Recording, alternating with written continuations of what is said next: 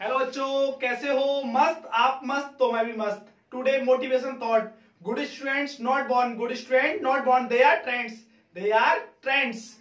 तो आज की पढ़ाई शुरू करते हैं। आज की पढ़ाई में क्या है, हमारा चल रहा था चैप्टर नंबर 3 क्लास 10 मैथमेटिक्स में, जिसमें हम केवल इंपोर्टेंट क्वेश्चन को डिस्कस कर रहे थे। तो आज इंपोर्टेंट क्वेश्चन के बारे में, एक इंपोर्टेंट मेथड के बारे में जानने वाले हैं, जिसका नाम है वज्र गुणनखंड विधि। इसे इंग्लिश में हम क्रॉस मल्टीप्लिकेशन मेथड कहते हैं। ठीक है, क्रॉस मल्टीप्लिकेशन मेथड को हम बड़े आसानी से सूत्र के माध्यम से समझ सकते हैं, लेकिन इस क्वेश्चन में एक शर्त है। क्या? केवल अद्वितीय हल हो तभी हमको वज्र सॉल्व करना है, रेखीय समीकरण को अन्यथा नहीं करना है। तो देखिएगा, हमको पहले चेक करना पड़ेगा ये अद्वितीय हल है या अपरिमित रूप से अनेक हल है या कोई हल नहीं है। ठीक है, तो देखो क्वेश्चन क्या कह रहा है, क्वेश्चन को पढ़ते हैं पहले। निम्नलिखित समीकरण के युग्मों में से किसका एक अद्वितीय हल है? कोई हल नहीं है, अपरिमित रूप से अनेक हल है।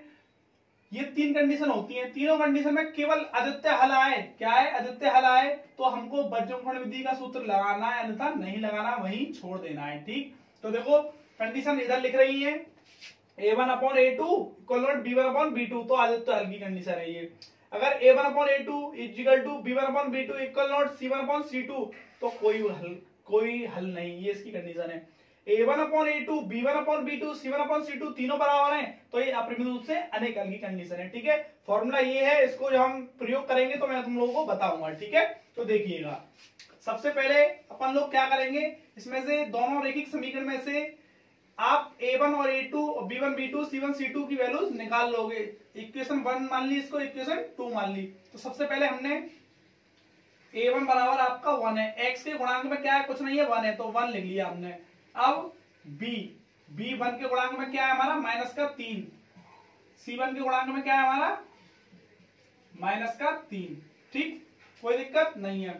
अब a2 के गुणांक में कितना है हमारा, 3, b2 के गुणांक में कितना हमारा, -9, c2 के गुणांक में कितना हमारा, -2। ठीक है, a1/a2 b1 b2 c1 c2 की वैल्यूज हमने प्राप्त कर ली इन दोनों समीकरणों से। ठीक है, अब हमको कंडीशन में रखना है, इसको किस में रखना है, कंडीशन में। तो a1/a2 दोनों की वैल्यू रखेंगे। a1 की वैल्यू कितनी है हमारी, 1, और a2 की वैल्यू कितनी है हमारी, 3। ठीक, अब b1 b2 ऐसे ही, b1 b2 b1 की वैल्यू कितनी है हमारे पास, -3 और इसकी -9। b1 की वैल्यू आपकी -3 है, b2 की वैल्यू -9 है। माइनस से माइनस कैंसिल, 3 एकम 3, 3 तिया 9। ठीक, ऐसे ही c1/c2। ठीक, तो आप देख पा रहे हैं ये दोनों बराबर आ रहे हैं, क्या आ रहे हैं, बराबर आ रहे हैं। ठीक है, और तीसरा देखेंगे तो -3/2 माइनस का, तो माइनस से माइनस कैंसिल, पहले और दूसरे तो बराबर आ रहे हैं, लेकिन तीसरा बराबर नहीं है। a1/a2 b1 b2 ये दोनों बराबर हैं, बट c1/c2 बराबर नहीं है। ठीक है, इक्वल नॉट है ये। ठीक है, तो इसमें कौन सी कंडीशन लगेगी, देखिएगा, तो इसमें देखिएगा कोई हल नहीं वाली कंडीशन लगेगी। तो यहां पे लिख सकते हैं हम, इसीलिए आपका ये कंडीशन बन रही है a1/a2 b1/b2 मगर c1/c2 बराबर नहीं है, ये आपकी कंडीशन बन रही है। ठीक है, तो हम लिख सकते हैं, इसीलिए दिए गए रैखिक समीकरण युग्म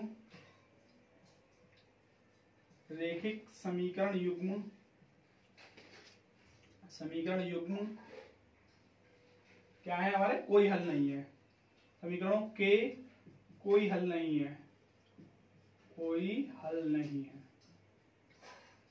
हल नहीं है। ठीक, कुछ नहीं था क्वेश्चन में, एक बार और समझ लेते हैं। आप लोगों को ये गुणनखंड विधि तब लगानी है जब आपको ये वाली कंडीशन प्राप्त हो जाए, पहली वाली। ठीक है, अद्वितीय हल वाली, अन्यथा नहीं लगानी है। ठीक है, तो मैंने a1 a2 के मान, इससे जो मान मिले थे मुझे a1 b1 c1 के, इससे a2 b2 c2 के मान मैंने अप्लाई कंडीशन में किया, तो मैंने ये देखा कि ये पहला दूसरा तो मिल रहा है a1/a2 b1 b2, लेकिन तीसरा नहीं मिल रहा है। तो नहीं मिल रहा है तो इस कंडीशन में लिखते हैं, दिए गए रैखिक समीकरणों के कोई हल नहीं है। ठीक है, हाँ, सीधी सी बात है, तो कोई हल नहीं है तो सीधी सी बात है, हम क्या करेंगे, अद्वितीय हल नहीं है तो इसे वज्रगुणन विधि से सॉल्व नहीं करेंगे। ठीक, अब हम क्वेश्चन नंबर 2 के बारे में जानेंगे। ठीक है, उसी तरीके से वही मेथड है, सेम तो 2x, पहले तो इक्वेशन दे रखी है, इनको मॉडिफिकेशन करेंगे, ठीक है। मॉडिफिकेशन में क्या है, ये इधर इजिकल टू में इधर लेके आएंगे, ठीक है। प्लस का है तो माइनस का, प्लस का है तो माइनस का हो जाएगा। 2x प्लस बाई इधर आएगा तो माइनस का 5 बाई इजिकल टू 0। अब ये एक समीकरण बन चुका है पूरी तरीके से, 2x प्लस बाई माइनस का 5 इजिकल टू 0। सेम नीचे 3x प्लस 2 बाई माइनस का 8 इजिकल टू 0। इसे इक्वेशन फर्स्ट मानेंगे, इसे इक्वेशन सेकंड मानेंगे, ठीक।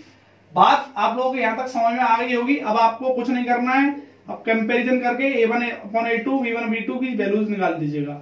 a1 की वैल्यू है आपकी 2 और b1 की वैल्यू है आपकी 1 और c1 की वैल्यू है आपकी माइनस का 5, ठीक।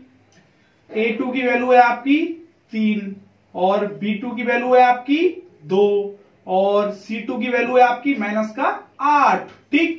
आपने a1 अपॉन a2 मतलब a1 b1 c1 a2 b2 c2 इनकी वैल्यू निकालनी है। कैसे आई है, अगर जिसको नहीं पता है तो इससे पहले वाले क्वेश्चन मैंने आपको बताया था, a1 पहले वाले से निकल के x के गुणांक का है, b1 बाई का गुणांक है, बाई के गुणांक में कुछ नहीं है तो 1 मानते हैं, इसीलिए बनाया है यहाँ पे, ठीक है। अब c1 माइनस का 5 है, चिन्ह सहित, तो चिन्ह सहित लिखा है हमने, ठीक है। अब दूसरे समीकरण में x के गुणांक में कौन है 3, तो इसे a2 मानेंगे, और दूसरे समीकरण में y के गुणांक में कौन है 2, तो आप इसे b2 मानेंगे। अचर पद कितना है आपका माइनस का 8, तो माइनस का 8 लिखा है, ठीक। अब कंडीशन अप्लाई करो यहाँ पे, तो a1 अपॉन a2 आपने देखा कि a1 कितना है आपका 2 और ये है आपका 3, कितना है 3। अब b1 अपॉन b2, ठीक। b1 अपॉन b2 में 1 अपॉन 2 आप देख पा रहे हैं कि दोनों कंडीशन मिल नहीं रही है, 2 अपॉन 3 1 अपॉन 2। तो आप ज्यादा सॉल्व ना करें, आगे सॉल्व करना चाहते हैं तो कर सकते हैं, लेकिन सॉल्व करने की जरूरत नहीं है आपको, हमारा काम हो चुका है। पहली वाली कंडीशन इसमें एप्लीकेबल हो रही है। बोले तो a1 upon a2 equal not b1 upon b2, ये है, ठीक है आप लोगों का। तो आपने कुछ नहीं करना है, सीधा सीधा अब लिखना है यह आदित्य हल है। क्या है, आदित्य हल है। और जब आदित्य हल है तो भैया अब आपको ये करना पड़ेगा वज्रखंड विधि से। किस विधि से करना पड़ेगा आपको, वज्रखंड विधि से सॉल्व करना पड़ेगा, ठीक है। क्योंकि क्वेश्चन की शर्त यही थी कि जब आदित्य हल आ जाए, आदित्य हल की कंडीशन क्या थी आपकी कि a1 upon a2 equal not b1 upon b2, ये दोनों बराबर नहीं होने चाहिए, तो आपका आदित्य हल है। तो इसको वज्रखंड विधि से हल करना है, केवल कब, जब आदित्य हल आए। कब आए आदित्य हल, तो आप लोग कुछ नहीं करोगे, सीधा सीधा पहले फॉर्मूला लिखोगे, किसका, वज्रखंड विधि का, x अपॉन bc और ये माइनस का bc, या फिर आप इसे इस तरीके से बोले b1 c2 minus b2 c1 is equal to by upon c1 a2 minus c2 a1 is equal to 1 upon a1 b2 minus a2 b1, ठीक। इसे याद रखने के लिए मैंने आप लोगों को अभी ट्रिक बताया था, आप कैसे याद रख सकते हैं। जैसे कि देखो इसमें bc और इसमें भी bc, तो bc माइनस bc और ये ca माइनस ca और ये ab माइनस ab, ठीक है। तो आप इसमें याद रखें 12 माइनस 21 12 माइनस 21 12 माइनस 21, पहले वाले में ab याद रखें और दूसरे वाले में आप याद रखें ca और तीसरे वाले में ab। बाकी 12 माइनस 21 12 माइनस 21 12 माइनस 21 का मतलब यह है कि आप लोग इनकी नंबरिंग 12 के अकॉर्डिंग करोगे, पहले बीसी की, दूसरे की 21 के अकॉर्डिंग, ठीक है। समझ में आ गया होगा आप लोगों। अगर आपको नई ट्रिक समझ में आई है तो आप जैसे कर रहे थे वैसे फॉर्मूला याद कर सकते हैं। एक और ट्रिक ये होती है वैसे कि आपका b1 और b2 है और इस तरीके से क्रॉस मल्टीप्लाई कर देते हैं, वो थोड़ा लॉन्ग सा लगता है और अजीब सा लगता है, तो आप इसी को याद रख लेना, ठीक है। अब देखिएगा केवल मान रखेंगे, हम कुछ नहीं करेंगे इसमें, ठीक है। x अपॉन b1 की वैल्यू देखो, यहां से चीटिंग कर लेंगे अपन लोग। b1 की वैल्यू है हमारा 1 और c2 की वैल्यू कितनी है हमारी माइनस का 8, ठीक। अब माइनस b2 की वैल्यू कितनी है हमारी, b2 की वैल्यू हमारी 2 इंटू c1 की वैल्यू कितनी है हमारी माइनस का 5, ठीक। उम्मीद करता हूं ये आप लोगों की समझ में आ रहा होगा, ठीक है। अब c1 की वैल्यू कितनी है हमारे पास माइनस का 5, ठीक। और इंटू a2 की वैल्यू कितनी है हमारे पास 3 और माइनस का c2 की वैल्यू कितनी है माइनस माइनस प्लस हो जाएगा क्योंकि माइनस का 8 है हमारा c2, ठीक है। और इंटू में a1 की वैल्यू कितनी है हमारी 2, ठीक। अब देखो बराबर 1 अपॉन अचर पद वाला पद लिखेंगे। अब a1 कितना है हमारे पास, a1 है 2 लिख दिया, इंटू b2 कितना है हमारे पास 2, ठीक। अब माइनस a2 कितना हमारे पास, a2 देखिएगा 3 और b1 कितना हमारे पास, सॉरी b1 1, ठीक है। अब आप लोगों ने कुछ नहीं किया, केवल यहाँ पे मान रखे हैं, ठीक है। अब ये x अपॉन माइनस का 8 हो गया और ये 2 पंजे 10 प्लस का, ठीक है, क्योंकि माइनस माइनस प्लस होता है सर, ठीक है। अब 22 अपॉन में 5 15 लेकिन माइनस का और ये प्लस का 16 इजिकल टू 1/4 माइनस 3 क्योंकि 2 दूनी 4 3 एकम 3। अब देखो कुछ नहीं किए हैं आप लोग और ना कुछ करना है आपको, ठीक है, मैं कर रहा हूं क्योंकि, ठीक है। 10 में से 8 गया, कितना बचा? 2 बचा सर, ठीक है। और ये 22 और ये 16 में से 15 गया तो कितना बचा? 1 बचा, क्योंकि माइनस प्लस माइनस और 1/1, ठीक। अब आप लोग क्या करोगे, पहला चर और लास्ट का अचर पद, इन दोनों को बराबर में रख दोगे, ठीक है, पहला और तीसरा, ठीक है। तो x/2 बराबर 1/1, तो आपका आंसर आया x बन जाए x और 2 बन जाए 2, तो x बराबर कितना आया? 2 आया। कितना आया आपका? 2, ठीक है। ऐसे ही आपको एक और चीज लेनी है, दूसरा और तीसरा बोले तो 22 वाला पद और अचर पद दोबारा, तो 22/1 बराबर 1/1, तो 22 और 1, ठीक। x और y की जो वैल्यू निकली है आपकी, x का मान आया 2 और y का मान आया 1, ठीक है। उम्मीद करता हूं आप लोगों के समझ में आया होगा, जिसके समझ में नहीं आया वो दोबारा देखिएगा और आपके हिलना जुलना कमेंट बिल्कुल नहीं पड़ेगा, कोई सीधा देखना, ठीक है, डायरेक्टली कुछ नहीं करना है आप लोगों को। देखो पहले 2 समीकरण दे रखे हैं आप लोगों को, उसके बाद आपको मॉडिफिकेशन देना है, इनको प्लस का है इधर आ जाएगा तो माइनस का, 8 प्लस का इधर आएगा तो माइनस का। मॉडिफिकेशन देने के बाद नाम देना है फर्स्ट और नाम देना है सेकंड, पहले समीकरण इक्वेशन फर्स्ट, दूसरे समीकरण इक्वेशन सेकंड, ठीक है। उसके बाद आपको a1 a2 b1 b2 c1 c2 की वैल्यूज निकाल लेनी है इसी समीकरणों से, ठीक है।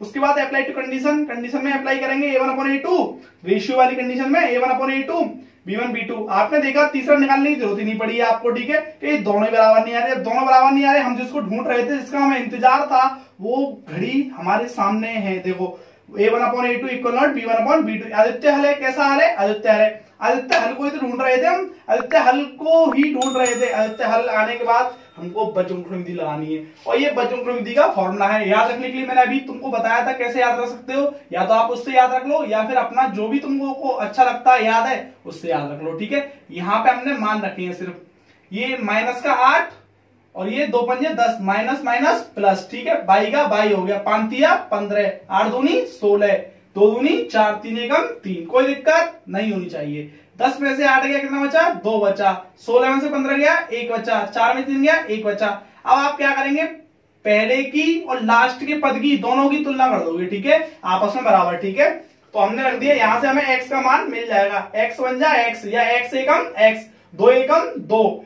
ऐसे ही सेम दूसरे की और तीसरे की बोले तो 22 की और अचर पद की तुलना कर दोगे, बराबर में रख दोगे, तो 22 एकम 22 और 1 एकम 1। यहां पे भी हमने यही देखा, x और y के वैल्यू निकालते हैं बज्रंग विधि में भी, जैसे हमने विलोपन विधि और प्रतिस्थापन विधि में निकाले थे, वैसे ही बज्रंग विधि में भी हम x और y के वैल्यू निकालते हैं। वो अगर डायरेक्टली आपको समीकरण देकर कहता है और कहता है सॉल्व कीजिए इसे बज्रंग विधि से या आदित्य हल से, तो पहले चेक कर लेना आदित्य हल a1/a2 इक्वल नॉट b1/b2 है या नहीं, ठीक है। उसके बाद आप बज्रंग विधि से इसको ठोक देना, ठीक है।